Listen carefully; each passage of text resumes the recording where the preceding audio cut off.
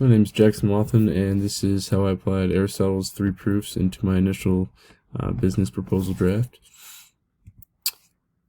So I researched National Park Service, um, looking into some historical data from them. You can see uh, about 80% of the National Park Service workforce compared to the U.S. population. So 80% of their workforce is historically white. I also found out that it's pretty much the same for park visitors. So my business proposal to them was going to be ways to integrate minority communities into employment and get them to visit parks more.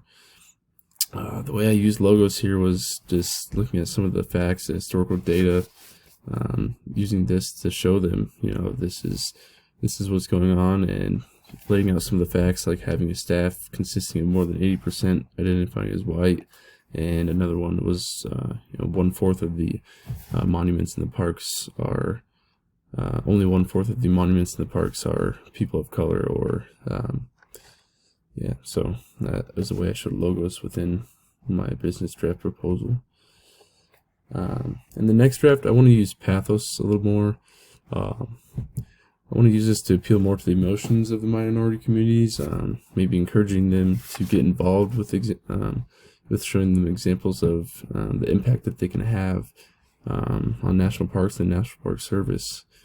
Saying if they go and work at the National Park Service or go visit more, they might be able to change some of these things, some of the historically, white dominant culture around the National Park Service. And the way I also want to use pathos is to convince the National Park Service themselves that there's a lack of sympathy for minority groups through, a lack of representation of, anyone but, white people. So, one, appealing to the minority communities themselves, and two, convincing the national park, that there's something that they can be doing too. And finally, I believe all these persuasion techniques will be effective in a business proposal. So for ethos, it helps you prove, one, that you're qualified, and build good relationship with the owners, stakeholders, or whoever your audience might be. Pathos, it's going to help grab the attention and emotional connection. So just like I said, grabbing the emotional connection of minorities, saying, hey, you guys can make a change if you step up and get jobs here, or visit parks more and tell them what's missing, as well as the National Park Service themselves.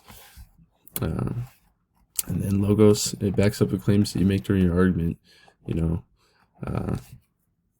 Just like I said on the other slide with the facts, showing the dominant culture being white around the National Park Service. So I think using all three of these together is a great way for you to get your sales proposal across, and hopefully land a